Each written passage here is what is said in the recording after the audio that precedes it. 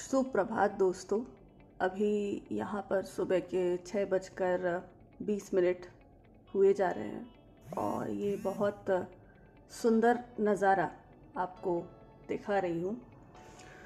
वैसे तो सुबह 4:15 से जो है उजाला हो जाता है और मौसम बहुत अच्छा है।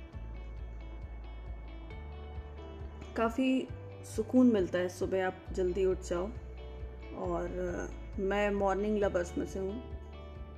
और बहुत सारे लोग जो अभी तो खैर 4.5 घंटे का डिफरेंस है, तो 11 बज रहे होंगे आपकी घड़ी में।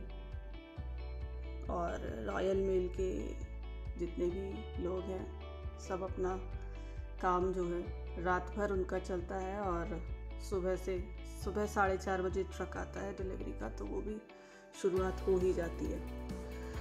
दोस्तों, मैं बात करना चाह रही थी कि जो कल एक दुखद समाचार आया जिससे सारे भारतवासियों के मन में रोष भी है, पीड़ा भी है। बात कर रहे हैं हम हमारे जवानों की, हमारी सेना की। मैंने अक्सर देखा है कि लोग सेना की बात करते हैं, सबसे पहले लिख देते हैं जय हिंद, जय भारत, बहिष्कार करो चीन का या किसी भी कंट्री का। बात ये होती है कि बहिष्कार आप किस चीज़ का करना चाहते हैं। मेरे ख्याल से आपको बहिष्कार अपने ऐशो आराम का करना चाहिए, अपनी उन हरकतों का करना चाहिए जो हरकतें, मैं उसको हरकतें ही बोलूँगी, माफ़ कीजिएगा, आपको थोड़ा सा हार्श लग सकता है, कठोर लग सकते हैं, लेकिन जब एक लेखक अपनी पीड़ा व्यक्त करता है तो कभी कभी वो ऐसी ही भाषा का प्रयोग करता है। बदस्तूर वो गालियाँ नहीं देगा, अपशब्द नहीं बोलेगा, लेकिन कुछ शब्द ऐसे कठोर शब्द होते हैं हमारे डिक्शनरी में जो आपको थोड़ी सी पीड़ा पहुँचाएंगे, तभी आपको उसका असर समझ में आएगा। अपनी उन ऐशो आराम को हमें छोड़ना होगा, जिनकी लग्जरी जिसको बोलते हैं उसको छोड़ना होगा। जब हम उसको छोड़ देंगे ना, तो बहुत सारी जो समस्याएं हैं, बहुत सारे जो उत्पीड़न हैं, वो अपने आप ही स्वतः समाप्त हो जाएंगे। होता क्या है कि हम एक व्यक्ति के पास 4 आज की डेट में मोबाइल फ़ोन है, तो कभी आपने सोचा है कि इतने सस्ते मोबाइल फ़ोन कहाँ से आ रहे हैं। हमारे देश में बच्चों के आप जब खिलौने खरीदते हैं तो जो मेड इन इंडिया खिलौने होते हैं ना, वो महंगे होते हैं, क्योंकि उसके लिए इंडस्ट्रीज़ इतने खुले हाथ फैला के नहीं खड़ी हुई हैं। लेकिन जो मेड इन चाइना के खिलौने होते हैं, सस्ती पिचकारी से लेके पटाखे से लेके जो हम जलाते हैं घर में, झालर बोलते हैं, सीरीज़, वो बहुत सस्ती होती है।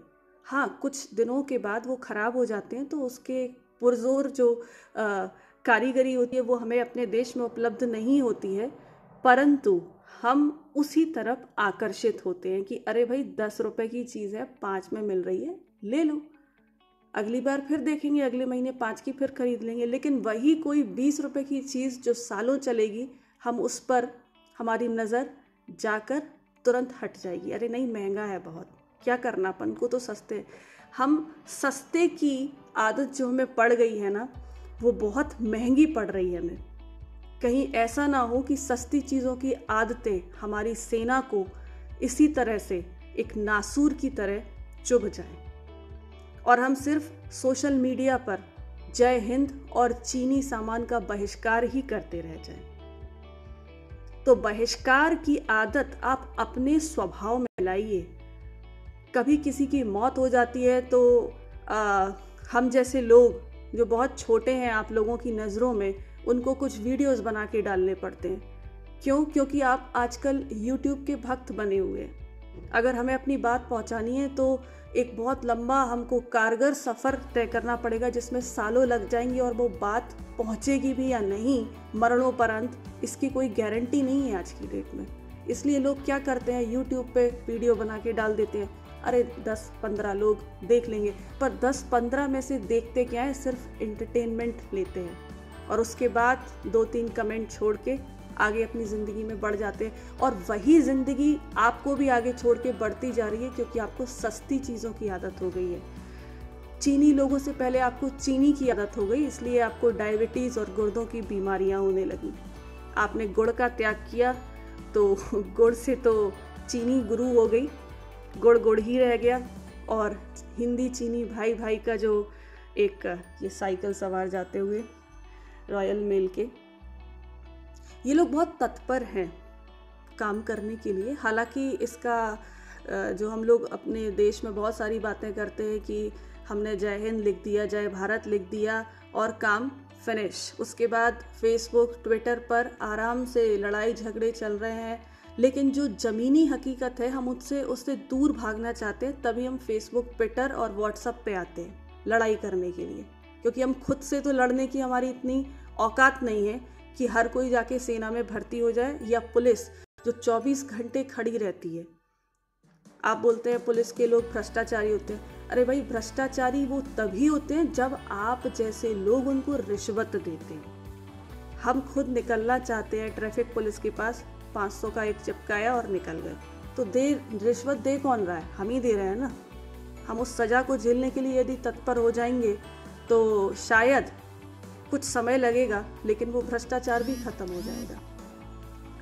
तो एक लेखक, एक बहुत अच्छे प्रधान नामा करके, वरुण प्रधान, वो बहुत अच्छा उसने चैनल स्टार्ट किया है, उसको बहुत बधाई। उसके पिताजी SBI के कर्मचारी हैं, लेखक हैं और बहुत विद्वान हैं। वो सागर के जितने भी कवि और लेखक हैं उन सभी को एक साथ एक मंच पर लाने का प्रयास कर रहा है। उसने आज लिखा कि आजकल लेखक अवसर को प्राप्त कर रहे हैं, हर खबर को अवसर बना रहे हैं। तो मैंने उसमें एक कमेंट किया कि भाई अवसर ही चाहिए हर इंसान को। बात करें एक बहुत छोटे इंसान की जिसने आत्महत्या कर ली, मैं उसको छोटा ही बोलूँगी, क्योंकि अगर आप एक पब्लिक प्लेटफॉर्म पे है भी या नहीं है, लेकिन सबसे पहले आप अपने घर वालों के लिए एक बहुत बड़ी मजबूत पिलर है, नींव है, क्योंकि आपको देख के आगे जो बच्चे जाएंगे, जो युवा पीढ़ी है वो क्या करेगी? आत्महत्या, सुसाइड? नहीं, ये कोई बात किसी चीज़ का सॉल्यूशन नहीं है। अगर आप डर कर नौका पार नहीं होती, और जो मेहनत करते हैं उनकी कभी हार नहीं होती। हमारे कवि जो हैं, हमारे जो लेखक हैं, वो लाइफ में हमें यही अपनी किताबें लिख के गए, उनको इतना श्रेय भी नहीं मिला। आजकल उनके लिखे हुए रश्मि रथी के मैंने देखे बहुत सारे वीडियोस लोगों ने डाले हैं, बड़े बड़े कवियों ने डाले, और उनमें मिलियंस में व्यूज़ हैं। क्या उन्होंने लिखा है? उन्होंने सिर्फ उसका कविता पाठ किया है। लिखा तो रामधारी सिंह दिनकर ने है, जो राष्ट्र कवि थे। हरिशंकर परसाई की रचनाएं, भवानी प्रसाद मिश्र की, कल मैं देख रही थी लल्लन टॉप पे जो सौरभ पांडे जी हैं, वो भवानी प्रसाद मिश्र की एक रचना के बारे में कर रहे थे कि जो मैं खुद हूँ वही रहूँ, मैं अगर बीज हूँ तो मैं गढ़ने की क्षमता रखूँ। एक बहुत प्रसिद्ध कविता है उनकी, कविता संग्रह में से, वो उसका पाठ कर रहे थे और उनको हज़ारों में व्यूज़ आ रहे थे। तो अगर पेड़ भी अपना श्रेय खुद से लेना चाहे, पेड़ भी होता है ना, तो वो कट जाता है लोगों के लिए, उसके फल दूसरे खाते हैं, पर उसको जो संतुष्टि होती है, जो आत्म संतुष्टि होती है, वो आपसे कोई नहीं छीन सकता। उसका पान सिर्फ आप ही कर सकते हैं। तो ये हमें डिसाइड करना है कि हम सोशल मीडिया पर, अब आप बोलेंगे कि मैं भी सोशल, जी हाँ, मुझे भी बदस्तूर ये कदम उठाना पड़ा, क्योंकि अगर मैंने सुशांत सिंह राजपूत के ऊपर कुछ लिखा या कुछ बोला या कुछ गाया, और आज यदि मैं इस घटना से पीड़ित तो मैं भी हूँ, रोष भी है मन में कि ये क्या हो रहा है। हमेशा हमारे पीछे बैक साइड में छुराई घोंपा जाता है, आगे से तो कुछ नहीं कर पाते। तो खबरें मिलती हैं, और यदि उस पर भी आप एक औपचारिक बयान नहीं देंगे ना, तो आपको ये बता दिया जाएगा कि भाई आप तो अवसरवादी हैं, आपको कोई फ़र्क नहीं पड़ता। एक फिंगर उठा के आपको ये बोल दिया जाएगा कि आप देशभक्त नहीं हैं, देशद्रोही हैं। ये सारी बातें जो होती हैं ना, ये बहुत मायने रखती हैं। और जब मैं किसी एक व्यक्ति के लिए बोल सकती हूँ, तो अपनी देश की सेना के लिए तो हर भारतवासी खड़ा हुआ है, क्योंकि वो हमारी जान की, उनकी जान हमारे लिए है। सीधी सी बात यही है। और हर कोई इसीलिए उनकी केयर करता है क्योंकि वो अपना घर छोड़कर जाते हैं, अपने परिवार को छोड़कर जाते हैं हमारे भरोसे। लेकिन अभी सियाचिन से एक जवान का वीडियो देखा यूट्यूब पर कि वो गुहार कर रहा है पीएम मोदी से और देश की पुलिस से कि भाई मेरे घर में माँ है और फैमिली है, उसका कुछ आप करिए। एक महाराष्ट्र के कमांडो को किस तरह से पुलिस ने पीटा। तो बहुत सारी ऐसी घटनाएं हैं जो बर्बर हैं। वो ये नहीं देखती हैं कि सेना के जवान हैं या भारतवासी हैं, कोई नहीं, कुछ नहीं देखता है। आईबी ऑफिसर अंकित शर्मा के साथ जो हुआ कोई नहीं उसको याद करेगा। अभी फ़िलहाल कश्मीर में जो पंडिता के साथ हुआ, अजय पंडिता के साथ जो भी हुआ, उसको कोई याद नहीं करेगा। सारी तख्ती गेंद अभी जो गैंग है वो अभी गेंदा फूल बन गई है। सो हमें खुद ये डिसाइड करना है एज अ दर्शक और प्रस्तोता भी कि हम क्या देखना चाहते हैं। क्योंकि जो मैंने देखा है, जो अच्छी चीज़ें होती हैं ना, लोग उस पर सबसे कम अपनी प्रतिक्रिया व्यक्त करते हैं क्योंकि अरे भाई ये तो है ही, इसके अलावा क्या है वो बता दो। तो मेरी बस यही गुजारिश है कि बहिष्कार बहिष्कार, चीनी का बहिष्कार, ये सब लिखने से बेटर है कि खुद से कर लो। थोड़ा सा मोबाइल फ़ोन में झांक कर देखो कि उसका एक एक पुर्जा मेड इन चाइना ही है। एक एक पुर्जा। जो यहाँ की कंपनी थी एक माइक्रोमैक्स, मैंने सबसे पहला मोबाइल शायद उसी का लिया था। उसके बारे में आपको बताऊं कि उसकी कैपेसिटिव स्क्रीन थी, सब कुछ ठीक ठाक था, 5000 का फ़ोन था, लेकिन बार बार उसमें जो स्क्रीन में प्रॉब्लम्स होती थी तो मैं उसको बार बार एक एक दो दो महीने के लिए रिपेयर पे जाता था वो फ़ोन। आप समझ सकते हैं कि उसकी रिपेयरिंग के लिए इंजीनियर ही मौजूद नहीं थे। क्यों नहीं थे? ये एक प्रोपेगेंडा चलाया जाता है कि इंडियन कंपनी इंडिया में ही अपना माल नहीं बेच पाए और उसको अब यहाँ पे उसके पुर्जे इतने सस्ते नहीं मिलेंगे, महंगे लगेंगे, इंडस्ट्री आपको स्थापित करनी पड़ेगी, कुछ पैसा खर्च करना पड़ेगा, तो कुछ 10 सालों के बाद ही वो फ़ोन सस्ता हो पाएगा। शुरुआत में तो वो महंगा ही रहेगा। तो उसका सब्स्टिट्यूट क्या हो सकता है? उसका सब्स्टिट्यूट हो सकता है कि आप चाइना का माल खरीद लीजिए। 2000 में आपको बढ़िया फ़ोन मिल जाएगा। हमारे जो स्कूल गोइंग बच्चे हैं, हम लोगों ने तो लैंडलाइन फ़ोन से काम चलाया है।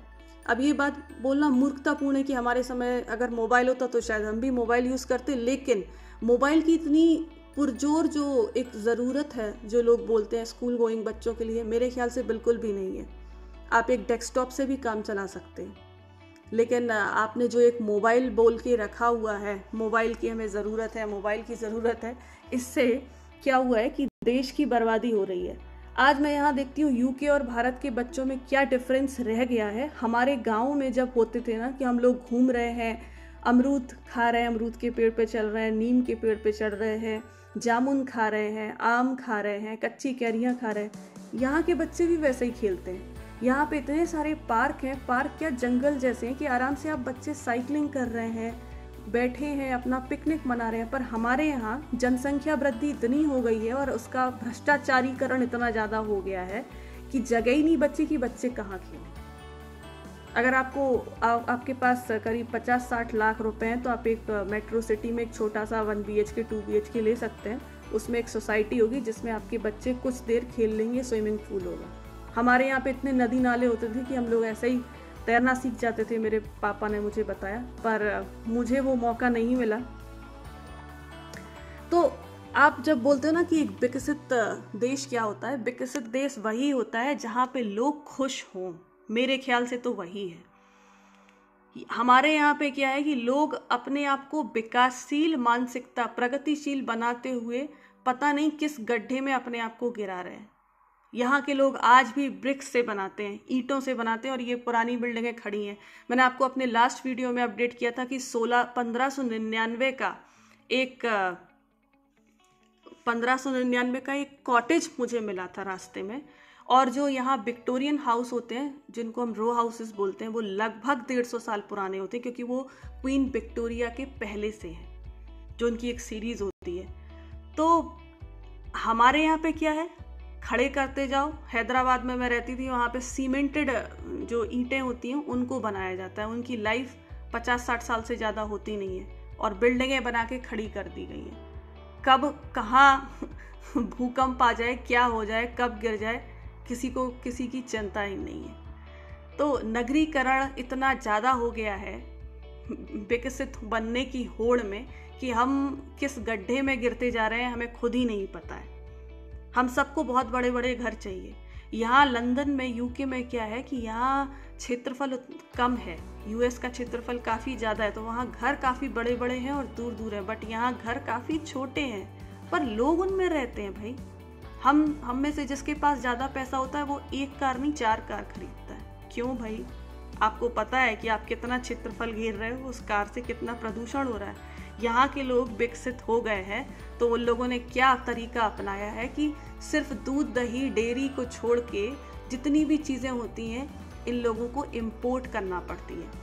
यहाँ पे जो कपड़े आते हैं, कल 15 जून 16 जून को प्राइमार्क ओपन हो गया, जो नॉन एसेंशियल स्टोर है जिसमें कपड़े वगैरह ये सब चीज़ें मिलती हैं, उसको खोला गया।